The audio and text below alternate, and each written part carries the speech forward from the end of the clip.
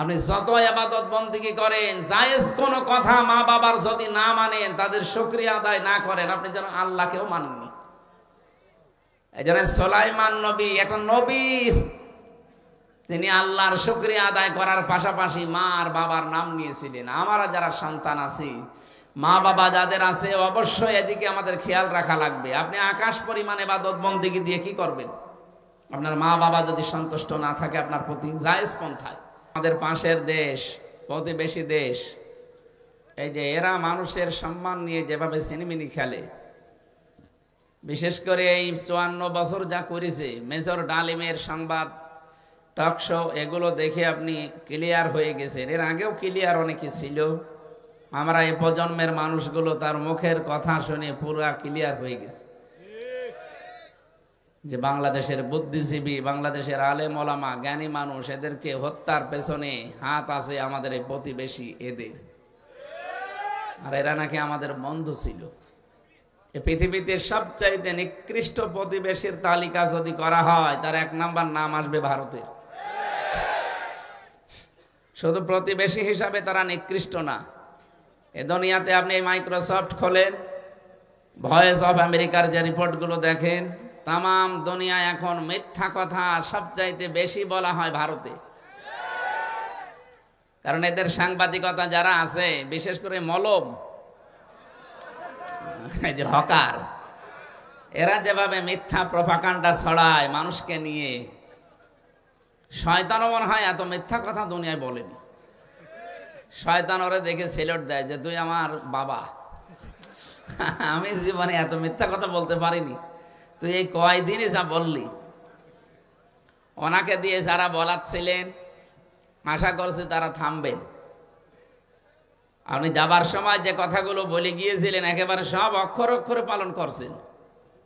যাবার সময় বলে গিয়েছিল যে আমি যাবার 2 মাসের ভেতরে যেন দেশটা দেউলিয়া হয়ে যায়, চেষ্টা চালিয়েছিল বিভিন্ন, কিন্তু একটা হালে পানি নেয়নি। এখন আবার নতুন আর একটা ষড়যন্ত্র লাগাচ্ছে এই ফ্যাসিবাদের কিছু দোসররা। এই মাজলুম মানুষ যারা এই 15.5 বছরের জুলুমের শিকার হয়ে আমরা ছিলাম, সে যে দলের লোক হোক, শুধু 14 দল বাদ দিয়ে আমরা বাকি সব মাজলুম না? কথা বলেন না কেন? এই মাজলুমদের সাথে মিশে ওনারা চেষ্টা চালাচ্ছে কি করে আমাদেরকে ডিভাইডেড করা যায়। অ্যাডভোকেট জয়নুল আবেদিন ইঙ্গিত দিয়েছিলেন, কিন্তু আপনারা বুঝেছেন কিনা জানি না। এই ইঙ্গিতটা আমাদের সামনে মনে রাখা লাগবে। জ্ঞানী মানুষ তো ইঙ্গিত দিয়েছেন, ওরা কিন্তু আমাদের সাথে মিশে এখন চেষ্টা চালাবে। কারণ সব রাস্তাগুলো ওরা বন্ধ করে ফেলেছে, কোনো রাস্তা এখন আর কাজ হয়নি, এখন এইটাই বাকি আছে। আশা করছি আমরা নিজেদের যে ঐক্য অন্তত তৈরি হয়ে গিয়েছিল, এটা যেন ফাটল না ধরে। ওয়াতাসিমু বিহাবলিল্লাহি জামিআ ওয়ালা তাফাররাকু, সবাই মিলে ঐক্যবদ্ধভাবে আল্লাহর রজ্জুকে আঁকড়িয়ে ধরো, বিচ্ছিন্ন হয়েছেও না। সুতরাং এক হওয়া ফরজ আর বিচ্ছিন্ন হওয়া হারাম। এক হওয়ার জন্য যেটা লাগবে তার নাম রশি। রশি মানে 8 রশি। কয় রশি? 1 রশি। বলেন তো কয় রশি? ওই 1 রশির নাম কি? কোরআনে কারীম। এখানে হাবলুন মানে দড়ি, রশি, লুল্লাহ মানে আল্লাহ। আল্লাহর রশি ধরা লাগবে সবাইকে মিলে। প্রধান অতিথিও বলছিলেন না আমি কোরআনে বিশ্বাসী। প্রধান অতিথি আজকে যদি কোরআনে বিশ্বাসী হয়, তা আমরা তো আগেই আছি। সুতরাং আমাদের উচিত হবে আমরা রশি ধরলে কোরআনের রশি ধরতে আসি, ওই 8 রশি 14 রশি সব বাদ। আমি একবার গিয়েছিলাম ওখানে, জোতা পায়ে দিয়ে চলে গেছি, আমারে ধমক দিয়েছে, আপনি আল্লাহর ওলির দরবারে জোতা পায়ে দিয়ে ঢোকেন, আপনার বিবেক আছে?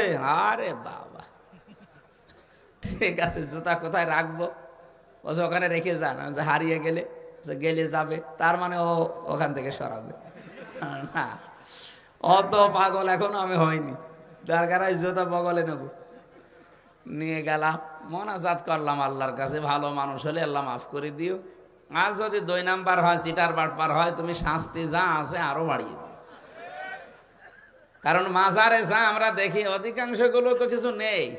সাইদি সাহেব বলতেন না যে ঘোড়া আসার মাজার, গাধা আসার মাজার। এই যে আমি আজকেও আসার সময় দেখলাম এক জায়গায় ফরিদপুর পার হওয়ার সময় লেখা আছে বিসমিল্লাহ সার মাজার, বিসমিল্লাহ আবার মাজার হয়। আর যত মাজার দেখবেন বাংলাদেশে, সে চট্টগ্রাম থেকে শুরু করে একেবারে সারা দেশ তো ঘুরছি, যেখানে মাজার দেখি সব বিশ্ব রোডের সাথে অথবা রেল স্টেশনের পাশে।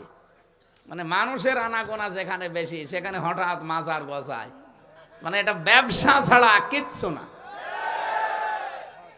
যদিও বরিশাল বিভাগের মানুষেরা অনেক সচেতন আছে এই ব্যাপারে, তারপরেও এ বিভাগেও মাজার আছে। এই এলাকায় শুনলাম একটা তৈরি হয়েছে, এটা কি আসলে মানুষের নাকি অন্য কিছু? অনেক জায়গায় তো দেখি কলা গাছ পুঁতে কলা আসার মাজার। মাজারের সাথে কোনো সম্পর্ক নেই ইসলামের। ইসলামের সম্পর্ক হবে দোয়ার সাথে। কোন আল্লাহর ওলি যদি মরে যেয়ে থাকে, ইন্তেকাল করে, তাকে সম্মান জানাবেন, শ্রদ্ধা করবেন, দোয়া করবেন তার জন্য, এতটুকুই শেষ। তার কাছে কিছু যদি চান, আপনারও ঈমান যাবে, আর উনি তো আর কিছু বুঝতেছে না। ইন্নাকা লামাইয়িতুন ওয়া ইন্নাহুম মাইয়িতুন। হে নবী, যারা মারা যায়, এ মানুষগুলো তো মারা গেছে, আপনিও একবার মারা যাবেন, আপনিও এক সময় মরবেন। সুতরাং ওরা যেমন মারা গেছে, আপনিও মারা যাবেন, ইন্তেকাল করবেন।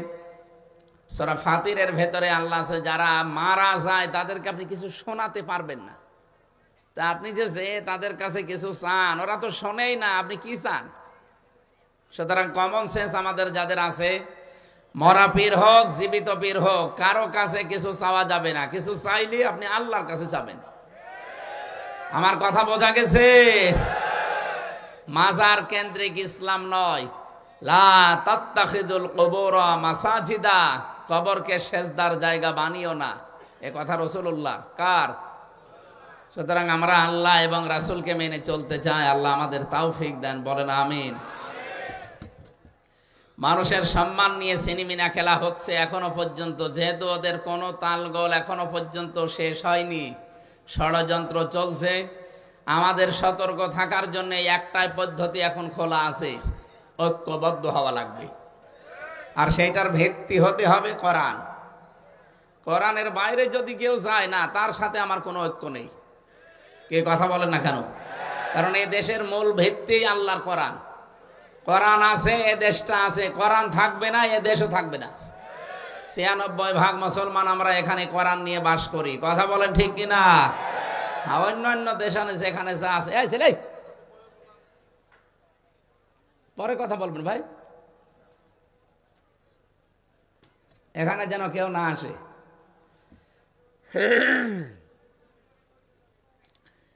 সুতরাং আল্লাহ যেহেতু আমাদেরকে মানুষ বানিয়েছেন, আমরা সতর্ক থাকবো সামনে। আমরা মানুষের বিশাল মর্যাদা সম্মান এটা যেন নষ্ট না করি, সিনেমিনি যেন না খেলি। আল্লাহর আরশ পর্যন্ত কেঁপে যায়। নবীজি একবার দাঁড়িয়ে গেলেন মসজিদে নববীতে, সামনে দিয়ে একটা লাশ যাচ্ছিল। সাহাবেরা বলে, হুজুর আপনি দাঁড়ালেন কেন? এটা তো ইহুদির লাশ। নবীজি বলেন, ইহুদি তাতে কি হয়েছে? ওটা তো মানুষ, আল্লাহর বান্দা না? আল্লাহকে বানিয়েছেন রব্বুল আলামিন, যাকে নিজে কুদরতে হাত দিয়ে চেহারাটা বানিয়েছেন, তিনি মানুষ। অন্য কোন সৃষ্টিকে আল্লাহ নিজের হাতে বানিয়েছেন আমি পাইনি। শুধুমাত্র মানুষের এই চেহারাকে আল্লাহ নিজের হাত দিয়ে বানিয়েছেন। ওয়ালাকাদ খালাকনাকুম সুম্মা সাব্বারনাকুম সুম্মা কুলনা লিল মালাইকা। রব্বুল আলামিন বলেন, অবশ্যই আমি আল্লাহ বানিয়েছি তোমাদেরকে, এবং তোমাদের এই আকৃতিটা আমি আল্লাহ বানিয়েছি। আমাদের বডি আল্লাহ বানাননি, এটা ফেরেশতারা বানিয়েছে। এমনকি মায়ের পেটের ভেতরেও ফেরেশতারা আমাদের এই বডিগুলো একটার পরে একটা তৈরি করতে থাকে। শুধু এই চেহারাটা আল্লাহ নিজের কুদরতে হাতে বানিয়েছে। লাকাদ খালাকনাল ইনসানা ফি আহসানি তাকওয়িম।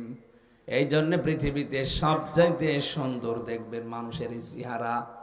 এত সুন্দর কোন সৃষ্টি আল্লাহ বানাননি, কিয়ামত পর্যন্ত আর বানাবেও না।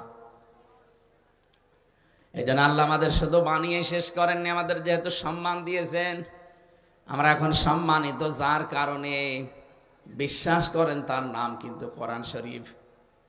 আজকে যদি এই টেবিলের উপর একটা কোরআন শরীফ থাকতো, আর আমি যদি কোরআনের টেবিলের পাশে এসে এই টেবিলে পা রাখতাম, যত মানুষ এখানে আছে আমারে বিয়াদব বলতো। কোরআন শরীফ এখন নেই। আমি যদি এর উপরে না এর উপরেও পা রাখি আমার কেউ বিয়াদব অন্তত বলবে না। কি শুধুমাত্র কোরআনে কারিমে টেবিলের উপরে থাকার কারণে এর মর্যাদা চলে আল্লাহ বাড়িয়ে দেয়। আমাদের এই দেশে সত্যি যদি 56,000 বর্গ মাইলে কোরআনে কারিম কায়েম হয়ে যায়, দেশটার মর্যাদাও বেড়ে যাবে। আমি কি বোঝাতে চাই, বুঝেছেন? আলহামদুলিল্লাহ। মানিত্তাবাআল হুদা বিগাইরিল কোরআন আদাল্লাহুল্লাহ, তিরমিজি শরীফের হাদিস। এখানে যারা আলেম আছেন তাদেরকে বলছি, নবীজি বলেন কোরআন বাদ দিয়ে পৃথিবীর কোন জায়গায় যদি কেউ ভালো হওয়ার নিয়তেও যায়, আল্লাহ নিজে তাকে দায়িত্ব নিয়ে খারাপ বানিয়ে দেয়। শব্দটা দল্লা ইয়াদিল্লু দেয়নি যে আপনি নিজেই নিজেকে খারাপ করে ফেলেছেন, না। আদাল্লা ইউদিল্লু বাবে ইফাল, বাংলা অর্থ দাঁড়িয়েছে আপনি হয়তো ভালো হওয়ার নিয়তে কোনো জায়গায় গিয়েছিলেন, কিন্তু কোরআন সেখানে ছিল না, কোরআনের কর্মসূচিও ছিল না। এই জন্য আল্লাহ নিজে দায়িত্ব নিয়ে আপনাকে আরো গোমরা বানিয়ে দেবে। বরিশালের মানুষেরা, আমি জানি সারা বাংলাদেশে কয়েকটা জেলা ধর্মভীরু মানুষ বাস করে, তার ভেতরে নোয়াখালী, বরিশাল, এই দুই জেলার নাম আছে। পর্দা পশিদা এবং আলেম ওলামা এই জায়গাগুলোতে বেশি। আমি আমার ইমান থেকে বলছি, এই হাদিসের দিকে তাকিয়ে বলেন তো, হেদায়েত দেওয়ার একচ্ছত্র মালিকানা কার? নাকি আমাকে আল্লাহ হালকা পাতলা দিয়েছে? নবীজি নিজের আপন চাচাকে তাই হেদায়েত দিতে পারেননি, তার মানে হেদায়েত আল্লাহ নবীর হাতেও দেয়নি।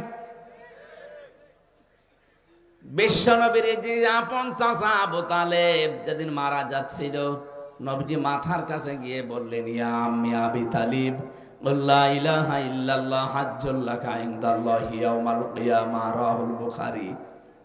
হে চাচা, সরে বলা লাগবে না, শুধু আমার কানের কাছে মুখ নিয়ে আস্তে করে বলেন যে লা ইলাহা ইল্লাল্লাহ, মুহাম্মাদুর রাসূলুল্লাহ বলার দরকার নেই। কারণ আমি যে নিজে মোহাম্মদ এটা তো আমি জানি, আমার পরিচয় আপনার দেওয়া লাগবে না, শুধু আল্লাহর একাত্মবাদের স্বীকৃতিটা দিয়ে দেন। কাউকে শোনানো দরকার নেই, শুধু আমার কানের কাছে মুখ নিয়ে একটু বলেন। এতটুকু সাক্ষী যদি আমি পাই, কিয়ামতের দিন গলায় গামছা দিয়ে আপনাকে আমি জান্নাতে প্রবেশ করাবো। আল্লাহর সাথে দরকার আমি ঝগড়া করব। পাশে দাঁড়িয়েছিল আবু সেহেল আর আবু সুফিয়ান, ডাক দিয়ে বলে, নেতা পড়বা, সারা জীবন বাপ দাদার ধর্ম মানলে এখন নতুন ধর্ম গ্রহণ করে কলঙ্কিত হবা। মানুষ তোমাকে কাপুরুষ বলবে, ভীরু বলবে। লোকটা তখন ডাক দিয়েছে, ভাতিজা আমারে মাফ করে দিও, আমি পড়তে পারলাম না। আমি যদি এখনই মারা যাই, মরণের পরেই সারা দুনিয়ায় কথা উঠবে যে বাপ দাদা ধর্ম ত্যাগ করে শেষ বয়সেও ধর্ম ত্যাগ করে কলঙ্কিত হয়েছে, তো তুমি আমারে মাফ করে দিও। বরিশালবাসী বলেন তো, মাফ করার মালিক কে? নবীজির মন খারাপ হয়ে গেল। সঙ্গে সঙ্গে ফেরেশতা জিবরাইল সূরা কাসাসে 56 নাম্বার আয়াত নিয়ে হাজির হলেন। ইন্নাকা লা তাহদি মান আহবাবতা ওয়ালাকিন্নাল্লাহা ইয়াহদি মান ইয়াশা। হে নবী, আপনি কি কোন কারণে মন খারাপ করেন? হেদায়েত তো আপনাকে আমি দেইনি যে যাকে ভালোবাসবেন তাকে দিয়ে দেবেন। এই লোকটা আপনার চাচা, আমি জানি। সারা জীবন আপনাকে কোলে নিয়ে, মাথায় নিয়ে, পিঠে নিয়ে, কাকে নিয়ে মানুষ করেছে আমি দেখেছি, কিন্তু এই লোকটা তো মুশরিক। লোকটা কি? আপনি এত চেষ্টা করলেন তাকে ফিরিয়ে আনার জন্য, সে কিন্তু পড়ে নাই। দোহাই দিয়েছে বিভিন্ন মানুষের, বাপ দাদাদের কাপুরুষতার। এই জন্য আমি আল্লাহকে মাফও করি নাই। আ'লামু বিল মুহতাদিন, আ'লামু ইসমে তাফসিল। আমি আল্লাহ ভালো জানি যে হেদায়েত কারে দেওয়া যায়। আপনি তো উপরে দেখেই মনে করেন না আমার চাচা, কিন্তু ওর ভেতরের অবস্থা তো আমি জানি। এই জন্য আমির হামজা না, কাবা শরীফের ইমাম এখানে যদি সাইদ সাহেব নিয়ে এসে ওয়াজ করায়, তারপরও আপনার মনের পরিবর্তন হবে না যদি আপনি নিজেকে পাল্টানোর চিন্তা ভাবনা না করেন। নবীর নিজের আপন চাচা কেন বুঝিতে পারেন নাই? এরপরেও বিশ্ব নবী তার চাচার কবরের পাশে দাঁড়িয়ে একবার দোয়াও করেছিলেন, হে আল্লাহ তুমি যাই করো আমার চাচাকে মাফ করে দাও। সঙ্গে সঙ্গে জিবরাইল এসে বলে, এটা তাফসীর ইবনে কাসিরে আছে, হে নবী হাত নামান। কার জন্য হাত তুলেছেন? মা কানা লিন-নাবিয়্যি ওয়াল্লাযীনা আমানু আইয়াস্তাগফিরু লিল মুশরিকিন ইলা আখির আয়াত। আল্লাহ পাক বলেন, হে নবী জিবরাইলকে পাঠিয়েছি, কি বলে শোনেন। তিনি এসে বলছেন, নবী আপনি হাত নামান। কার জন্য হাত তুলেছেন? এই লোকটা আপনার চাচা, আল্লাহ ভালো করে জানে। সারা জীবন আপনার পেছনে লোকটা শ্রম দিয়েছে, এটা আল্লাহ দেখেছে। কিন্তু লোকটা মুশরিক। লোকটা কি? কোন নবীর জন্য, কোন ইমানদারের জন্য জায়েজ নেই, শোভনীয় না, উচিত না, এটা বৈধ না যে কোন মুশরিকের জন্য আল্লাহর কাছে ক্ষমা চাবে। ওয়ালাউ কানু উলি কুরবা, যদিও এটা নিকট আত্মীয় হয়, কেন আপনি এর জন্য মাপ চাইবেন? আপনি বলেন তো, যে নবীর জীবনে হাত তোলা লাগে নাই, শুধু মনের ভেতরে কামনা আসলেই কবুল হয়ে গেছে, সেই নবী হাত তুলে বসে আছে, আল্লাহ হাত ফেরত দিচ্ছে। আর বাংলাদেশে টাটকা মুশরিক মরে যায়, আর আমাদের মতো হুজুরা দোয়া করে জান্নাতে দিয়ে আসে, মনে হয় কন্ট্রাক্টরই নিয়েছে না? আমাদেরকেও আপনারা পাগল পেয়েছেন, আর আমরাও আপনাদেরকে পাগল বোঝাই যে কোনো অসুবিধা নেই, এত বড় দাড়ি, দোয়া মিস্টেক হবে। আমি সাফ কথা বলছি, কান খাড়া করে শোনেন বাংলার মুসলমানেরা, এটা রেকর্ড হচ্ছে, কালকে সারা দুনিয়ায় ছড়াবে। আমি সবাইকে সামনে নিয়ে বলছি, মানুষের কথায় ধোঁকা খাবেন না, নিজেকে আগে নিজে পরিবর্তন করেন। আজকের আমার আলোচনার বিষয়টা এইটা, নিজের কাজ নিজে করো, কেউ কারো না। একটা বারের জন্য চিন্তা করেছেন আল্লাহ আমার হাতে না, রবিসির হাতে হেদায়েত দেয়নি? এত বড় পাওয়ারফুল নবীকেও আল্লাহ যদি বলেন না, আপনি যাকে ভালোবাসেন, মহব্বত করেন, তাকে আপনি পারবেন না হেদায়েত দিতে। এটা আমি জানি যে কে পাবে, কারণ মনের খবর জানে কে। আমি হয়তো উপরে দেখে মনে করছি এরকম সুন্দর মানুষ, এরকম চেহারা, এর যা সুরাত সিরাত, এ মনে হয় আসবে, আপনার ভেতরের অবস্থা তো আমি জানি না। এই জন্য হাদিসের শব্দটা দিয়েছেন দল্লা না দিয়ে আদাল্লাহ, আদাল্লাহুল্লাহ। এটা কত মারাত্মক শব্দ, পড়লে আমার কেমন জানে ভয় লাগে। নবীজি বলেন, কোরআন বাদ দিয়ে পৃথিবীর কোন জায়গায় যদি কেউ ভালো হওয়ার নিয়তেও যায়, তার নিয়ত হয়তো ভালো ছিল যে আমি আজকে ভালো হয়ে যাব, কিন্তু সেখানে কোরআন ছিল না। এই জন্য আল্লাহ রাগ করে আপনাকে আরো খারাপ বানাবে। কথা বুঝতেছেন? এর বাস্তব প্রমাণ বাংলাদেশের 48,000 পীরের দরবারগুলো। আপনি হাতে গোনা কয়েকটা দরবার বাদ দিয়ে তাকান, অধিকাংশ দরবারে শিরিক আর বেদাত চলে, কোরআনের কোনো নিয়ম নীতি নেই। আপনি একটা দরবার দেখান তো বাংলাদেশে যেখানে কোরআনের কর্মসূচি চলে, দেখান, আমি যাব সেখানে। নেই। তারা সবক বানিয়েছে, 9টা সবক দেখি চলে। আমি তো অনেকগুলো দরবারে ঘুরেছি, তারা সবক দেয় যে প্রথম সবক, দ্বিতীয় সবক, তৃতীয় সবক। আমার আল্লাহ কোরআনে 9টা সবক দিয়েছেন। আমি 48,000 পীরের দরবারে হয়তো চাইনি, কিন্তু নাম করা অন্তত 11-12টা পীরের দরবারে আমি ঘুরেছি। যেখানেই গেছি তারা খালি সবক দেয়। কি দেয়? সবক না? কোরআনে কারিম পড়ি আমি পড়াটা, আমি যেহেতু কোরআনে কারিমের উপরে আমার অনার্স মাস্টার্স করা, এর উপরে আমার কামেল করা, পড়াটা আমি শেষ করেছি অন্তত যতটুকু পারি। আমি দেখেছি পড়া কোরআনে আমার আল্লাহ 9টা সবক বানিয়েছেন। আল্লাহর কোরআনের প্রথম সবক হচ্ছে ইকরা, পড়ো। আর দরবারদের সবক হচ্ছে হো হো। কোথায় পেয়েছেন আপনি ভণ্ডামি? আল্লাহ বলছেন প্রথম সবক দিলাম পড়ো, আর আপনি কি সবক বানিয়েছেন? কিন্তু এদের দরবারে যারা প্রথম বানিয়েছিল ওদের বাপ দাদা মুরব্বীরা, আমরা জানি তাদের ইতিহাসগুলো পড়ে, তাদের কাছে মানুষ গেলে তারা কিন্তু কোরআন তুলে দিত, যে এটা পড়েন আল্লাহকে পেয়ে যাবেন। এখন তাদের সন্তানেরা আর ওই দলের ওপরে, ওই মতের ওপরে নেই।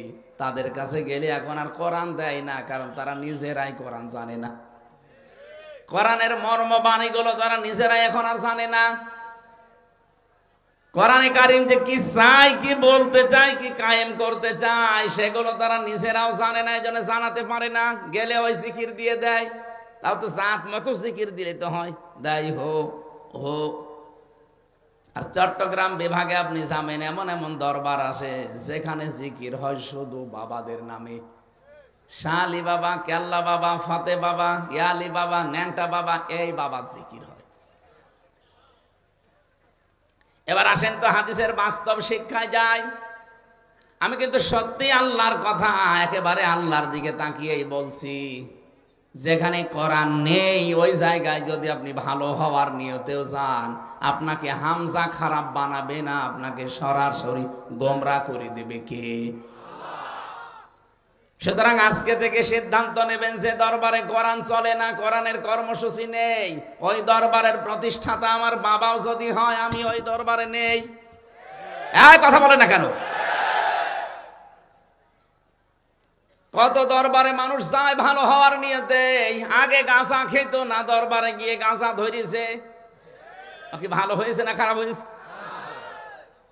কুষ্টিয়ার লালনের মাজারে মানুষ যায় ভালো হওয়ার নিয়তে যায়, কিন্তু কোরআনে কারিম সেখানে চলে না। ওখানে আপনি সারা দেশ মিলে কয় মন গাঁজা আর পাবেন, তার চাইতে বেশি গাঁজা ওখানে পাওয়া যায়। যেন মানুষ দেখে ওখানে ভালো হওয়ার পরিবর্তে আরো খারাপ হয়ে যায়। প্রকাশ্য সেজদা দিচ্ছে, প্রকাশ্য সেজদা দিচ্ছে কবরকে। হাদিস বললাম না, লা তাত্তাখিযুল কুবুর মাসাজিদা, যে কবরকে সেজদার জায়গা বানাবেন না, আর ওটা পোড়া সেজদা চলছে। তার মানে আগে একজন নামাজ পড়তো না, সে এক গুনাহ করতো, এখন কবরে সেজদা দিয়ে শিরিক করছে। ও কি ভালো হয়েছে না খারাপ হয়েছে? ওকে খারাপ বানিয়েছে কে? কেন? কোরআন নেই, তুই গেলি কেন? কোরআন নেই, তুই গেলি কেন? এবারে আর একটা পয়েন্ট বলি, নাকি এটা বাদ দিয়ে দেব? আবার উল্টা পাল্টা মনে করবেন না তো? আপনি বুঝলেন যে এই দরবারে কোরআন চলে না, সেখানে গেলে আল্লাহ আপনাকে পথভ্রষ্ট করে দেবে, গোমরাহ বানিয়ে দেবে। তাহলে বাংলাদেশে যত রাজনৈতিক দলের নাম নিয়ে যারা রাজনীতি করছে, যেই দলে কোরআন নেই, কোরআনের কর্মসূচি চলে না, ওই দল যদি আমার বাবাও তৈরি করে, ওই দলে আমি নেই।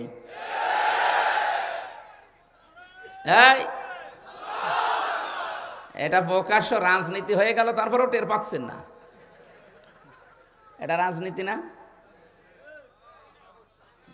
আপনি যদি টের নাও পান, এ হুজুর কিন্তু টের পেয়েছে। এটা রাজনীতি না? এরা কি আন্দাজে তাকবীর দেয়? এরা কি কিছু বোঝে? আরে ভাই, আল্লাহর কসম আমি আপনাকে বাঁচাতে চাই। কোরআনের চোখ লাগিয়ে দেখতে পাচ্ছি আপনি জাহান্নামে যাচ্ছেন। যেই দলে সত্যিই কোরআন নেই, কোরআনের কর্মসূচি ওই দলে চলে না, ওই দলের প্রতিষ্ঠাতা আপনার বাবা হলেও আপনি জাহান্নামে যাবেন। আপনাকে জীবনও আল্লাহ হেদায়েত দেবে না, আরো খারাপ বানিয়ে দেবে। আপনার সুরাত সিরাত চেহারা অনেক ভালো মনে হবে, পোশাক আশাক, কিন্তু ভেতরে আল্লাহ হেদায়েত থেকে বঞ্চিত করে দেবে। কারণ একটাই। কারণ কয়টা? যালিকাল কিতাবু লা রাইবা ফীহি। এই যে কিতাবের আগে আলিফ লাম আছে, কি আছে? আলিফ লাম 4 প্রকার। আলিফ লামে ইস্তেগরাকি, গরকন মানে ডুবন্ত। এখানে আলিফ লাম যেটা নির্দিষ্ট করার জন্য আল্লাহ দিয়েছেন। রব্বুল আলামিন বলেন, একটাই মাত্র কিতাব আমি দুনিয়ায় পাঠালাম যেটা মানুষকে হেদায়েত দিতে পারে, আর কোন কিতাব দুনিয়ায় নেই যেটা মানুষকে হেদায়েত দিতে পারে। তার নাম কি? এই জানে কোরআন নেই, তুই গেলি কেন? শ্বশুরকে বাবা বলা জায়েজ আছে না নেই? জায়েজ নেই? আছে। কিন্তু নিজের বাবার সামনে যদি বারবার শ্বশুরকে আব্বাসান আব্বাসান বলেন, আর নিজের বাবাকে কেউ যদি জিজ্ঞাসা করে এটা কে, বলে এটা আমার চাচা। আপনার শ্বশুরের মন খারাপ হবে না? বলবে এ কি জন্মালাম, আমারে চাচা বলে আর শ্বশুরে বাপ বলে। আল্লাহ রাগ করেন এই কারণে যে আমি কোরআন দিলাম হেদায়েত দেওয়ার জন্য, আর কোরআন বাদ দিও কি শুরু করেছে, কোরআনে কারীম বাদ দিও যার কাছে যাই দেখি তোর ওই বাবা কি করে হেদায়েত দেয়, যা তোরে ছেড়ে দিলাম। এই জন্য আল্লাহ হেদায়েত দেয় না। আমার কথার ওজন টের পেয়েছেন? আলহামদুলিল্লাহ, ওয়াজ আমার মনে হয় হয়ে গেছে। কোরআন যেখানে নেই আজকে থেকে আপনি সিদ্ধান্ত নিয়েই ফেলেছেন আমি ওই দলে আর নেই, ওই দরবারে আর নেই, তাহলে এদেশে কোরআন বাদ দিয়ে কোনো দল থাকার কথা?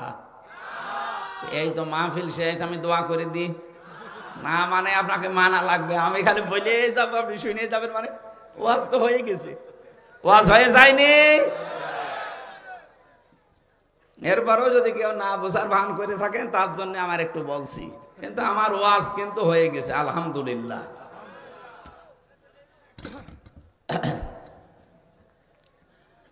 দরুদ আর সালাম পড়ছি আমাদের নবী, মানবতার মহান শিক্ষক মুহাম্মদুর রাসূলুল্লাহ সাল্লাল্লাহু আলাইহি ওয়াসাল্লামের প্রতি। আমরা কোরআনে কারীমের 2 সূরার 2টা আয়াত পড়েছি আংশিক। সূরা আহকাফ এর 9 নম্বর আয়াত পড়েছি, আর সূরা নমল থেকে একটা আয়াতের মাত্র 15 নম্বর আয়াতের একটা অংশ বিশেষ পড়েছি। এখন আপনি যা বলবেন আমি ওইটার দিকে যাব। সূরা নমল থেকে আলোচনা করব না সূরা আহকাফ? বলেন না, 2টা হবে না, একটা। নমল আগে, তো নমল থেকে শুরু করি। জবান খোলে কোরআনের সোনালী আয়াত একটু পড়েন, আমরা তাফসীর আকারে কথা বলবো, যেহেতু তাফসীরুল কোরআন মাহফিল লিখে দিয়েছেন। ওয়ালাকাদ আতাইনা লুকমানাল ওয়ালাকাদ আতাইনা দাউদা ওয়া সুলাইমানা ইলমা। আল্লাহ রাব্বুল আলামিন বলেন, আমি অবশ্যই দাউদ এবং সুলাইমানকে জ্ঞান দিয়েছি। এখানে প্রথম শব্দটা আমার আল্লাহ গ্যারান্টি দিয়ে আরম্ভ করলেন, ওয়ালাকাদ। না কিছু লাগবে না, কিছু লাগবে না ভাই, বসে বসে। এই আয়াতটা শুরু করার আগে আল্লাহ গ্যারান্টি দিচ্ছেন, ওয়ালাকাদ, অবশ্যই আমি আতাইনা, আমি আল্লাহ দিয়েছি দাউদ ওয়া সুলাইমানা ইলমা, দাউদ আর সুলাইমানকে আমি আল্লাহ ইলম দিয়েছি, জ্ঞান দিয়েছি। এই পৃথিবীতে আল্লাহ যত কিছু দিয়েছেন মানুষের জন্য, আল্লাহর পক্ষ থেকে সব চাইতে দামি জিনিসের নাম ইলম। কি বললাম? এই ইলমের কারণেই মানুষের সম্মান আল্লাহ বাড়িয়ে দিয়েছেন। ওয়াল্লামা আদামাল আসমা কুল্লাহা সুম্মা আরাদাহুম আলাল মালাইকা। আমি আদমকে জ্ঞান শিখিয়েছিলাম, ইলম দিয়েছিলাম তাকে। আল্লামা ইউআল্লিমু, এখানে শিক্ষক সরাসরি কে? আরো জোরে বলেন কে? এতদিন যেভাবে শুনেছেন ওইভাবে না, এখান থেকে একটা আলাদা শিক্ষা আছে। আমি আলেমদেরকে বলছি, যেহেতু এখানে লিখেই রেখেছেন আলেম ওলামাদের সম্মানিত আসন এটা, শিক্ষিত মানুষরা এখান থেকে 2টা তথ্য পাবেন। এখানে সরাসরি শিক্ষক আল্লাহ নিজে, আর ছাত্র হচ্ছে হযরতে আদম আলাইহিস সালাম। ছাত্র আমাদের মতো সাধারণ মানুষ না, একদিকে তিনি নবী আর একদিকে তিনি প্রথম মানুষ। কথা বলেন না কেন? সরাসরি আল্লাহ পাক নিজে শিক্ষক, ছাত্র আদম আলাইহিস সালাম, জায়গা ক্লাসরুম জান্নাত। কত দামি ক্লাস! অথচ এখনকার আধুনিক তাফসির বাদ দিয়ে পুরাতন তাফসির গুলো নিয়ে আসেন, প্রত্যেকটায় আপনি লেখা পাবেন আসমা, এসএম এর বহুবচন আসমা। ওই দিকে খেয়াল করে আমরা অনেকেই মনে করি এটা মনে হয় বিভিন্ন জিনিসের নাম হবে, আলু পটল ঝিঙ্গা ঝাল এগুলো হবে। আরে ভাই, আপনার কোনোদিন একটু চিন্তা আসে নাই মাথায় যে সরাসরি আল্লাহ নিজে ক্লাস নিচ্ছেন? ছাত্র তো সাধারণ মানুষ না, একজন নবী। আর জায়গাটা তো সাধারণ ক্লাসরুম না, জান্নাতের ভেতরে। এত বড় দামি ক্লাসে আলু পটল ঝিঙ্গা ঝাল এগুলোর নাম শেখানো লাগে? অথচ তাফসির নিয়ে আসেন বাংলায় এইটাই লেখা আছে। চিন্তা ভাবনার বিষয় এখানে এই কারণে আল্লাহ পাক নিজে ক্লাস নিয়ে কোনোদিন আলু পটল ঝিঙা বেগুন ঝাল এগুলোর নাম তিনি শেখানোর কথা না। যদি শিখেও থাকেন ইঙ্গিত দিতে পারেন কিছু আসল শিক্ষা আল্লাহ ওই দিন দিয়ে দিয়েছেন। এখানে এসএম এর বহু বচন আসমা যদিও দেওয়া আছে, আধুনিক তাফসিরে যারা গবেষক মুফাসসিরিনে কেরাম লিখেছেন দুইটা বিষয় আল্লাহ ওই দিন তাকে দিয়ে দিয়েছেন। যত জ্ঞানের ন্যায় এবং অন্যায় আছে সব আল্লাহ ওই এক ক্লাসে তাকে শিখিয়েছিলেন। আমরা যেহেতু আদমের সন্তান, আমরা কিন্তু অনেকেই যদি লেখাপড়া নাও জানি, ওই যে আদম নবী শিক্ষা পেয়েছিলেন সকল ন্যায় এবং সকল অন্যায়ের যত নিয়ম আছে ওই এক ক্লাসে আল্লাহ তাকে শিক্ষা দিয়েছেন। যত সূত্র ছিল ন্যায় এবং অন্যায়ের সূত্রগুলো আল্লাহ একদিনেই তাকে শিখিয়েছেন। কিন্তু ফেরেশতারা তো আর অত সূত্র জানে না। হযরতে আদমকে যখন নিয়ে এসে জিজ্ঞাসা করলেন ফেরেশতারা, এই জিনিসের সূত্রগুলো জানো, এই জিনিসের নামগুলো জানো? ফেরেশতারা যতটুকু জানে বলেছে না। ক্বালু সুবহানাকা লা ইলমা লানা ইল্লা মা আল্লামতানা ইন্নাকা আনতাল আলিমুল হাকীম। ফেরেশতারা এক বাক্যে ক্বালু সবাই বলেছিল সুবহানাকা, আপনি পবিত্র, লা ইলমা লানা ইল্লা মা আল্লামতানা, আমাদের কোনো জ্ঞান নেই যতটুকু আপনি দিয়েছেন তার বাইরে। সুতরাং আপনি আমাদেরকে যা জানিয়েছেন, যদি জানিয়েছেন এটা খুঁটি, এতটুকু জানিয়ে এর আগে পরে আর কিছু জানি না। কিন্তু আদম নবীকে আল্লাহ এক ক্লাসের ভেতরে এত কিছু দিয়েছিলেন, ফেরেশতারা ওইটা জানে না।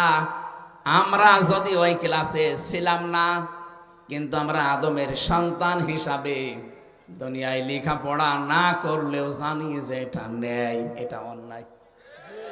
এই শিক্ষাটা আপনি কোন দিন নিলেন? মায়ের পেটের ভেতরে নিয়েছিলেন না, ওই এক ক্লাসে আল্লাহ দিয়ে দিয়েছেন। যেহেতু আমাদেরকে আল্লাহ বের করেছেন আদমের পৃষ্ঠদেশ থেকে, এই জন্য বাবার পৃষ্ঠদেশ থেকে যখন বের হয়েছি ওই সময়ে আমাদের আল্লাহ রাব্বুল আলামিন এই ন্যায় এবং অন্যায়ের জ্ঞানটা আল্লাহ আমাদের ওই সময় দিয়ে দিয়েছেন। আমাদের সম্মান মর্যাদা বৃদ্ধির কারণেই একটাই, আমরা জ্ঞান পেয়েছি, অন্যান্য সৃষ্টি জ্ঞান পায়নি, এই কারণে তাদের সম্মান আমাদের নিচে। যেটার জন্য আমরা আজ উন্নত, যেটার জন্য আজ আমরা সম্মানিত, সেইটাকেই মাইনাস করার জন্য 54 বছর বিভিন্ন কায়দায় চেষ্টা চলছে। জ্ঞান মানে শুধু জাগতিক জ্ঞান না, জ্ঞান হবে কোরআনের জ্ঞান। কিসের জ্ঞান? শিক্ষা ব্যবস্থা থেকে কোরআনের জ্ঞানগুলোকে তুলে দিয়ে জাতিকে একটা নরকে নিক্ষেপ করার চেষ্টা চলছিল। এখানে মাদ্রাসা যেহেতু আছে, হাফেজি কোরআনে 3 জনের মাথায় আমরা পাগড়ি পরিয়েছি। অবশ্যই আপনার ছেলে হোক মেয়ে হোক 3টা বছর আগে এরকম জায়গায় পড়িয়ে নেবেন। 3 বছর যদি পড়িয়ে 5 বছর পড়িয়ে আপনি ডাক্তার বানাবেন, ইঞ্জিনিয়ার বানাবেন, বৈজ্ঞানিক বানাবেন, কোনো অসুবিধা নেই। আপনার ছেলে টিএনও হবে, ডিসি হবে, এসপি হবে, যেখানে তুলে দেবেন কোনো নিষেধ নেই আমার পক্ষ থেকে নিষেধ এই যে তাকে 3 বছর 5 বছর আগে কোরআনের শিক্ষা দেবেন। তাহলে আমি 2টা গ্যারান্টি আপনাকে দিতে পারি এখনই, জীবনে এই ছেলে কোনোদিন নেশা করবে না। 2 নম্বরে কোনোদিন আপনাকে বৃদ্ধাশ্রমে রেখে আসবে না। আমি এই চোখে দেখেছি, বিশ্ববিদ্যালয় ক্লাস চলছে। আমি প্রথমে জাহাঙ্গীরনগরে ছিলাম, এরপরে আমি কুষ্টিয়া ভার্সিটিতে চলে গিয়েছিলাম ডাইভার্ট হয়ে। আমি দেখেছি বিশ্ববিদ্যালয়ে মাস্টার্সে ক্লাস চলছে, আর ছাত্র জুতা দিয়ে পিটাচ্ছে শিক্ষককে। তাও পিটিয়ে শেষ করেনি, পিটিয়ে ক্লাস থেকে বের করছে। শিক্ষক হাত জোড় করে বলছে, বাবা আমারে ছেড়ে দিয়ে, আমি আর ক্লাসে আসবো না। বলছে, না শালা তোরে মেরেই ফেলবো। এটা ছাত্র। কয়দিন পরে এই ছেলেটা এসপি হবে, ডিসি হবে, টিএনও হবে। আমি চোখে এইটাও দেখেছি। আজকে যেটা একেবারে শেষে পাগড়ি দিলাম, ওটা মনে হচ্ছে এখনো দুধও সারেনি। দুধ ছেড়েছে ওটা 6-7 বছর বয়সে। এতটুকু একটা ছেলে বিশাল সমুদ্র আটলান্টিক মহাসাগরে মাথার ভেতরে নিয়ে ফেলেছে অলরেডি। কোরআনে কারিম হিফজ করা, এটা মনে রাখা, এটাতে কত বড় কঠিন কাজ আমি তো হাফেজ, আমি জানি। 3টা বছর কারাগারের এই ফাঁসির কন্ডেম ছেলে আমাদের কাছে তো কিছুই দেয়নি, শুধু বঙ্গবন্ধুর জীবনী দিত আর কোরআন শরীফ। বঙ্গবন্ধুর চীন সফর পড়েন, তার আত্মজীবনী পড়েন, তার ছেলেবেলা পড়েন, আমি কি করব? যেটা চাইতাম ওইটা দিত না। কারারক্ষীকে বলতাম আমার ফাঁসি চাই, এই বইটা দেন। বই দেশে নেই মানে আমি মেজর ডালিম বলছি এই বইটা দেন। শেষে বললাম যে কিছুই যদি না পারেন ছাতা মাথা জীবনী পড়ে করব কি, বাদ দেন, আমার কোরআন দিয়ে যান। কোরআন শরীফ দিয়েছিল 3টা বছর, আমার তো প্রায় 75 বারের উপরে পড়া কোরআন নামাজের ভেতরে খতম হয়ে গেছে। একদিন 5-7 পারা করে খালি নামাজে আর বাইরে তেলাওয়াত করে করে 3 দিনে 2.5 দিনে আমি কোরআন শরীফ খতম করার মানে প্রতিযোগিতা করেছিলাম মাওলানা মামুনুল হকের সাথে। উনি আমার পাশের রুমে ছিলেন, আমার অঘোষিত একটা টার্গেট দিয়েছিলেন, কে কত তাড়াতাড়ি কোরআন শরীফ শেষ করতে পারে। প্রথম বছর গেল এভাবে, বললাম না এভাবে না, বোঝার চেষ্টা করি আসেন। একেবারে মিজান মন সাহেব থেকে সারে জামি বেকায়া, যে কি এটার নাম কাফিয়া, এই যত আরবি গ্রামারের কিতাবগুলো আছে, কারারক্ষীদেরকে টাকা পয়সা দিয়ে দিয়ে বলতাম ভাই এগুলো একটু এনে দেবেন যে কোনো কায়দায়, ওরা ওইভাবে দিত। পড়তে পড়তে ওনার কাছে মাওলানা সাখাওয়াত হোসেন রাজির কাছে, আমার যদিও পড়া ছিল আলিয়া মাদ্রাসায়, কওমি মাদ্রাসায়, আমি আবার ঝালাই করলাম এই 2-3 বছরে। বড়া কোরআন শরীফ যতবার পড়েছি, মানুষের অন্তর দেখবেন যত ধবধবে সাদা হয়, কোরআন তার কাছে তত মজা লাগে। আমাদের কাছে মজা লাগে নাই, কারণ আমার অন্তর কালো হয়ে গেছে। জেলখানায় যত ভালো লাগতো নামাজে পড়তে, বাইরে পড়তে, বাইরে এসে কিন্তু এখন আস্তে আস্তে ওইটা কেটে যাচ্ছে, কারণ এখন আমি ওই জায়গায় আর নেই। এখানে একটা আলাদা পরিবেশে ছিলাম। জেলখানা কারো জন্যে জাহান্নামের মতো, আর কারো জন্যে জেলখানাটা জান্নাতের মতো আল্লাহ বানিয়ে দেন। হযরত ইব্রাহিম নবীর জন্য বিশাল অগ্নিকুণ্ড 40 দিনের জন্য আল্লাহ জান্নাত বানিয়ে দিয়েছিলেন। তারা বাইরে থেকে মনে করতো ইব্রাহিম আগুনে আছে, কিন্তু আগুন না, পুরাটাই আল্লাহর জান্নাত ছিল। তার নাতিরা পরবর্তীতে জিজ্ঞাসা করেছিল, দাদা জীবনের বিশাল সময় আপনি কিভাবে পার করলেন, কেমন কেটেছে আপনার জীবনটা বলেন দেখি। জাতির পিতা হযরত ইব্রাহিম নবী বলতেন, আমার নাতিরা এই পৃথিবীতে যত বছর আল্লাহ হায়াত দিয়েছেন, সবচাইতে বেশি শান্তিতে ছিলাম আমি ওই 40 দিন নমরুদের অগ্নিকুণ্ডে। তার মানে পরিবেশ যদি আল্লাহ অনুকূলে করে দেয়, অগ্নিকুণ্ডের এই জায়গাটাও জান্নাত হয়ে যায়। আমার বোঝানোর বিষয় ছিল, হযরত আদম নবী আলাইহিস সালামকে আল্লাহ যে শিক্ষাটা দিয়ে তার সম্মান বাড়িয়েছিলেন, আমাদের দেশের দিকে তাকান, এই শিক্ষাগুলো না থাকার কারণে সন্তানগুলো মানুষের পরিবর্তে জানোয়ার হয়ে যাচ্ছে। শিক্ষামন্ত্রীর দায়িত্ব একেবারে শেষের দিকে যেটা ছিল নভেল, আপনি জানেন সে কে? ইসকন। এ পৃথিবীতে মুসলমানকে ধ্বংস করার জন্য সবচাইতে বেশি যারা গুরুত্বপূর্ণ ভূমিকা পালন করে তারা ইসকনের লোক। পরে কাজে লাগিয়েছিল আমার দাদারা। বাস্তবতা অনেক গভীরের। ওই ইসকনের মা স্কুলে পড়াশোনা করে পর্যন্ত এসেছে, ওরে এমনি বসায়নি, ওরে তো হাসিনা বসায়নি, ওরে বসিয়েছে পুরা দাদা নিজে। শিক্ষা ব্যবস্থাটা দেখেছেন একেবারে নাস্তিকতা দিয়ে ভরে ফেলেছিল। বললাম না মাত্র 6 বছর 7 বছর বয়স হবে, এতটুকু একটা বাচ্চা দেখি শিক্ষক ওযু করছে, ছাত্র পায়ে পানি ঢেলে দিচ্ছে, কাদা সরে না, নিজের হাত দিয়ে কাদাগুলো মুছে দিচ্ছে। কেবল আলিফ বা তাসা শেষ করেনি, ওটা মানুষের মতো মানুষ হয়ে উঠছে। আর এটা মাস্টার শেষ করে ফেলছে, এটা অলরেডি জানোয়ার হয়ে গেছে।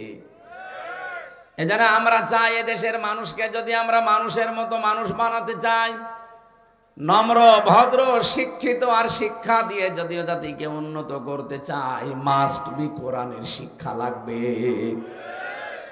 আল্লাহ রাব্বুল আলামিন আমাদের জ্ঞান, হযরতে নবীদের জ্ঞান, তাদের কথা আমাদেরকে শুনিয়েছেন। আমি নবীদের জ্ঞান দিয়েছিলাম, এখানে দুইজন নবীর নাম পেলাম, দাউদ এবং সুলাইমান আলাইহিস সালাম। এদেরকে জ্ঞান দিয়েছিলাম। অকলা দিবসন, এটা তারা দুইজনেই অকল আলহামদুলিল্লাহিল্লাযী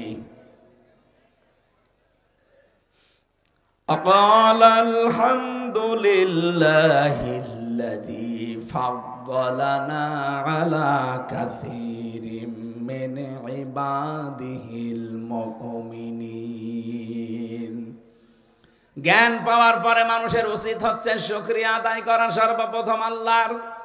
এই দুইজন নবী জ্ঞান পেয়েই তারা শুকরিয়া আদায় করছে আল্লাহর, যে আমরা প্রশংসা করছি আমার আল্লাহর, যিনি আমাদের উপরে ফজল করেছেন, অনুগ্রহ করেছেন।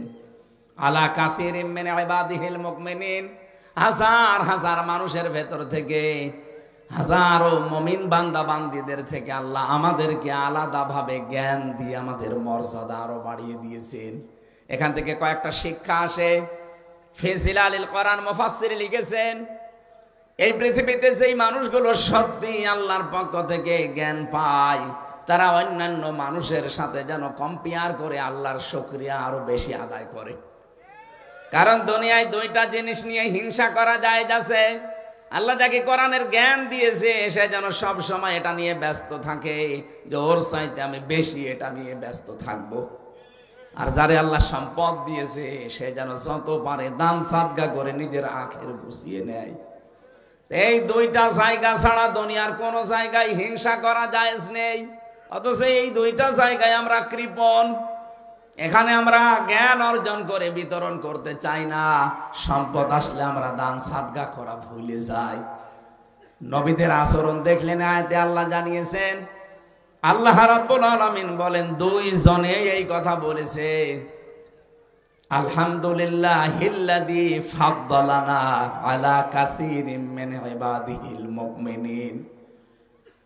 আল্লাহর বান্দা যারা মুমিন দুনিয়ায়, তাদের উপরে আল্লাহ আমাদেরকে অনুগ্রহ দিয়ে আমাদেরকে মর্যাদা বাড়িয়ে দিয়েছেন।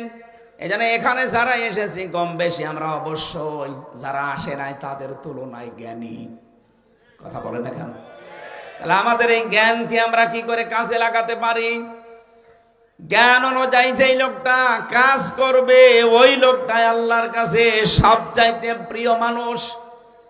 নবীরা আল্লাহর কাছে প্রিয় ছিলেন কেন জানেন? ইয়া হাসরাতান আলাল ইবাদ, রব্বুল আলামিন বলেন, এমন কোন নবী রাসূল পাঠালাম না আমার বান্দাদের জন্য আমার আফসোস লাগে, আমার আক্ষেপ হয়। এমন কোন নবী রাসূল পাঠাইনি যার সাথে সমসাময়িক বান্দা বান্দিরা ঠাট্টা করে নাই, বিদ্রুপ করে নাই। বরিশালবাসী বলেন তো, নবীদের কি চরিত্র খারাপ ছিল? তাদের আচরণ খারাপ ছিল? বলেন বলেন। তাদের সাথে মানুষের খারাপ আচরণ করার কারণ কি? একটাই কারণ, তারা জ্ঞানের উপরে আমল করত।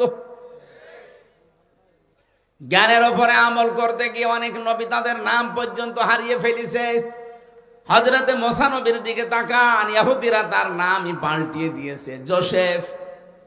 হযরতে ঈসা নবীর দিকে তাকান, খ্রিস্টানরা তার নামও পরিবর্তন করে দিয়েছে যিশু। হযরতে ইব্রাহিমের নাম পাল্টিয়ে দিয়েছে আব্রাহাম। এই দেশে অনেকের নাম আমরা দেখলাম পাল্টিয়ে দিয়েছে জালেমরা, শুধু জ্ঞানের উপরে আমল করার কারণে। আল্লামা আহমেদ শফি হেফাজত ইসলামের সাবেক আমির, তার নামও জালেমরা পরিবর্তন করে দিয়েছে তেতুল হুজুর। এই কথা বলছে না কেন? ওনার নাম কি তেতুল হুজুর ছিল? শহীদ আব্দুল কাদের মোল্লা রহমতুল্লাহ আলাইহি, তার নামও পরিবর্তন করে দিয়েছে জালেমরা কসাই কাদের। এই কথা বলছে না কেন? তার নাম কি কসাই কাদের? নিজে গিয়েছি ফরিদপুরে সদরপুর, তার নামটা আব্দুল কাদের মোল্লা। আমার আল্লাহর নামের সাথে তার নামের মিল আছে। আর পুরাটা পাল্টিয়ে ঢাকার পুরান ঢাকার একজনের নামের সাথে জুড়ে বিচার করে ফাঁসি দিয়ে দিল। শহীদ আল্লামা দেলাওয়ার হোসাইন সাইদি রহমতুল্লাহ আলাইহি, তার ম্যাট্রিক পরীক্ষার সার্টিফিকেট আছে, পুরাটা নাম লিখা দেলাওয়ার হোসাইন সাইদি, অথচ তার নাম দেল্লো শিকদার দিয়ে বিচার করে মেরে ফেললেন। পৃথিবীতে সত্যি যারা জ্ঞানের ওপরে আমল করবে, জালেমরা তাদের নামও পাল্টিয়ে দেবে। আমার নামও পাল্টিয়ে দিয়েছে পিসকে হুজুর। আমি কি পিসকে? না, আমি হাসির জন্য বলি না, এইটাই বাস্তবতা চলছে। রব্বুল আলামিন বলেন, আমার নবীদেরকে জ্ঞান দেওয়ার পরে নবীরা এই অনুগ্রহ, এটা আল্লাহর পক্ষ থেকে, এই জন্য তারা নিয়ামতের শুকরিয়া আদায় করত। কি করে করেছে জানো? ওয়ারিসা সুলাইমান দাউদ, সুলাইমান হয়েছিল দাউদের উত্তরাধিকারী। ওয়াকালা ইয়া আইয়ুহান নাসু উল্লিমনা মানতিকাত তায়রি ওয়া উতিনা মিন কুল্লি শাই ইন্না হাযা লাহুয়াল ফাদলুল মুবিন। এদিকে তাকান, খুব শিক্ষা এখানে আছে। হযরতে সুলাইমান নবী দাউদ আলাইহিস সালামের উত্তরাধিকারী, তার সন্তান। সুলাইমান নবী বললেন, হে পৃথিবীর মানব মণ্ডলী, এদিকে তাকান। তিনি মানুষকে ডাক দিয়েছেন, ইয়া আইয়ুহান নাস, হে পৃথিবীর মানুষেরা, উল্লিমনা, আমাকে শিক্ষা দেওয়া হয়েছে, মানতিকাত তায়রি, পাখির ভাষা, ওয়া উতিনা মিন কুল্লি শাই, এই পৃথিবীতে যত কিছু নিয়ামত আল্লাহ দিয়েছেন, সব নিয়ামত আল্লাহ আমাকে দিয়েছেন। আর আমরা তাফসিরে পড়েছি ইবনে কাসিরে, এই পৃথিবীতে যত নিয়ামত আছে তার ভেতরে সবচাইতে উত্তম নিয়ামতের নাম জ্ঞান। এখানে 27টা নাম আছে। 1 নম্বরে জ্ঞানের নাম পেয়েছি, 2 নম্বরে আমি নাম পেয়েছি রাষ্ট্র ক্ষমতা। হযরত সুলাইমান রাষ্ট্র ক্ষমতায় ছিলেন না? কথা বলেন না কেন? মিন কুল্লি শাই, যত নিয়ামত আল্লাহ আমাকে দিয়েছেন তার ভেতরে 27টা একটা একটা করে তাফসিরে আছে। 1 নম্বরে আল্লাহ আমাকে জ্ঞান দিয়েছেন, 2 নম্বরে আমাকে আল্লাহ রাষ্ট্র ক্ষমতা দিয়েছেন। আজ কত মানুষ উল্টাপাল্টা কথা আমাদের নামে ছড়ায়। আমরা যদি মসজিদ, মাদ্রাসা, খানকা, মাহফিল এগুলো থেকে বের হয়ে একটু পরিবার, সমাজ, রাষ্ট্রের দায়িত্ব নিতে চাই, কিছু মানুষ বলে এগুলো ধর্ম ব্যবসায়ী, বলে এরা ধর্ম ভীরু না, এরা ধর্ম ব্যবসায়ী। এ কথা যদি কেউ বুঝে শুনে বলে, সে বেঈমান হয়ে গেছে। কারণ আপনি কথা বললেন কাকে? আলেমদেরকে বললেন। এই আলেমরা তো আলেম না, এরা নবীর ওয়ারিস। এ কথা সরাসরি যে লাগবে নবীর গায়ে। কথা বলেন না কেন? আপনি দেখেন কতগুলো নবী দুনিয়া চালিয়েছে, তামাম পৃথিবী যারা চালিয়েছে তাদের ভেতরে 2 জন ছিল আল্লাহ ওয়ালা, একজন সুলাইমান নবী আর একজন যুলকারনাইন। নবী হয়ে যদি দুনিয়া চালাতে পারে, এই পৃথিবীর ময়দানটা আজ আমরা সত্যি নেই। আল্লাহ আমাদেরকে যেখানে পাঠিয়েছিলেন ওখান থেকে আমরা অনেক দূরে আছি। সূরা বাকারার 30 নম্বর আয়াতটা একটু বাড়ি যে মিলাবেন। ওয়াইদ ক্বালা রাব্বুকা লিল মালাইকাতি ইন্নী জাইলুম ফিল আরদি খলিফা। স্মরণ করো ওই সময়ের কথা যখন আমি ফেরেশতাদেরকে বলেছিলাম, ইন্নী, অবশ্যই আমি, জাইলুম ফিল আরদি খলিফা, জমিনে আমি খলিফা পাঠাবো। কোন জায়গায়? এই জবান খোলেন, কোন জায়গায়? আরো জোরে বলেন, কোথায়? আল্লাহ কি বলতে পারতেন না ইন্নী জাইলুম ফিল খানকা খলিফা, যে আমি খানকায় খলিফা পাঠাবো? আজ বাংলাদেশের কত খানকা থেকে খলিফা বের হয়। কি কথা বলেন না কেন? এদেশের যারা খলিফা দাবি করে, দেখেন সব খানকার খলিফা। আল্লাহ কি কোরআনে কোন জায়গায় দিয়েছে আমি খানকায় খলিফা পাঠাবো? আর আপনি খানকার খলিফা হয়ে কেউ 1 নাম্বার, কেউ 2 নাম্বার, কেউ 3 নাম্বার, কেউ 4 নাম্বার খলিফা হয়েও বগল বাজাচ্ছে যে আমি অমক খানকার খলিফা। আরে বেটা, তোরে কি আল্লাহ খানকায় খলিফা পাঠিয়েছে? আল্লাহ তাআলা বলতেন ইন্নী জাইলুম ফিল মাসাজিদি খলিফা, আমি মসজিদে খলিফা পাঠাবো। ইন্নী জাইলুম ফিল মাদারিসি খলিফা, আমি মাদ্রাসায় খলিফা পাঠাবো। তাহলে মসজিদ, মাদ্রাসা, খানকা এগুলো নিয়ে আপনি পড়ে থাকলে আপনার দায়িত্ব শেষ হয়ে যেত। আল্লাহ একটারও নাম দেয়নি, আল্লাহ দিয়েছেন ফিল আরদি। কোথায়? জমিনে। বলেন বলেন। বাংলাদেশের দিকে তাকিয়ে আমার এই আয়াতটা পড়ে আফসোস হয় আর হাসি লাগে। কি গো, খলিফা আল্লাহ পাঠালেন কোথায়, আর আমরা কারে খলিফা বলি? আমাদের কুষ্টিয়ায় যারা জামা কাপড় সেলাই করে ওদেরকে খলিফা বলে, বলে না? যারা জুতা সেলাই করে ওদেরকেও খলিফা বলে, যারা চুল কাটে ওদেরকেও খলিফা বলে। কোথায় লাগিয়েছেন শব্দগুলো? কেউ নাপিত, কেউ দর্জি, কেউ মুসি, আর ওইটা এখন লাগিয়েছে খলিফা। খলিফা যেখানে থাকার কথা ওই জায়গায় নেই। আল্লাহর এই খলিফা গুলো জমিনে নেই। ওরা কেউ খানকায়, কেউ মাদ্রাসায়, কেউ মসজিদে, কেউ মক্তবে। আর জমিন ফাঁকা পেয়েছে, জালেমরা 180 মাইল বেগে চালাচ্ছে। এই জন্যই জালেমরা চায় না আমরা জমিনে আসি, কারণ ওরা জানে যে এখানে আসলে তো আমাদের সব বন্ধ হয়ে যাবে। মাওলানা মিজানুর রহমান আজহার এটা ইঙ্গিত দিয়েছে যে এক জালেম গেছে, আর এক জালেম যেন এদেশে আর ফিরে না আসে। অনেকে বলছে আমারে বলিস। আরে ভাই, আপনার নাম বলিস? আপনি কোন কারণে নিজের গায়ে নিয়ে নেবেন? ভয় দেখান যে কোরআনের আইন যদি কায়েম হয় তাহলে কিন্তু হাত কেটে ফেলবে। আরে ভাই, আপনি যদি চুরি না করেন আপনি তো হাত কাটবে না, তার মানে আপনার চুরি করার অভ্যাস ছিল, আবার ওইটা চালু করবেন। এই জন্য আপনি মানুষকে উল্টা পাল্টা বোঝান যে চুরি করার আইন খুব কঠিন, হাত কেটে দেবে। চাঁদাবাজি করার আইন খুব কঠিন, পা কেটে দেবে বিপরীত দিক থেকে। চাঁদাবাজের আইন এইটা না? যারা চাঁদাবাজি করে, যারা ডাকাতি করে, ছিনতাই করে, যদি ধরা পড়ে ওদের এক হাত আর এক পা কেটে দেওয়ার নিয়ম। ওরা মানুষকে এখন ভয় দেখাচ্ছে, যদি কোরআন এই দেশে এসে যায় হাত কিন্তু থাকবে না, পা থাকবে না, তার মানে ওর ওই স্বভাব আছে। আল্লাহ বলেন আমি জমিনে খলিফা পাঠালাম, আমরা কেউ জমিনে নেই। জমিন দেখলে আমাদের ভয় লাগে, আর জমিন ফাঁকা পেয়েছে, জালেমরা 180 মাইল বেগে চালাচ্ছে। এই জমিন ফাঁকা রাখতে দেবেন? জমিনে আসেন। কারণ আল্লাহর ইচ্ছা কি ছিল আল্লাহ কিন্তু প্রথমে বলেন নাই, ক্বালা ইন্নী আ'লামু মা লা তা'লামুন। ও ফেরেশতারা, আমি যা জানি তোমরা কিন্তু জানো না। কি জানেন আল্লাহ? ওটা এখনো বলেননি, ওটা পরবর্তীতে জানিয়েছেন যে আমার ইচ্ছা জমিনে আমি ন্যায় বিচার কায়েম করতে চাই। আল্লাহর ইচ্ছা যে এইটা, আমি এর আগে কোন জায়গায় এসেছিলাম পাশে, ওই জায়গায় আমি ইয়দিলু হুয়া আকরাবু লিত-তাকওয়া আয়াতের ব্যাখ্যায় হালকা টাচ দিয়েছিলাম যে আপনি আল্লাহওয়ালা হতে চান, নেককার হতে চান, পরহেজগার দাবি করেন, তাকওয়াবান মনে করেন আমি তাকওয়া অর্জন করে ফেলেছি। আরে তাকওয়া তো ওইটা যে লোকটা ন্যায় বিচার কায়েম করতে পারে। তা আপনি জীবনের কোন জায়গায় ন্যায় বিচার কায়েম করেছেন বলেন? আপনার ব্যক্তিগত জীবনে ন্যায় বিচার আছে? পরিবারে আছে, সমাজে আছে, রাষ্ট্রে আছে, আদালতে আছে? নেই, কোথাও নেই। আপনার কিসের তাকওয়া?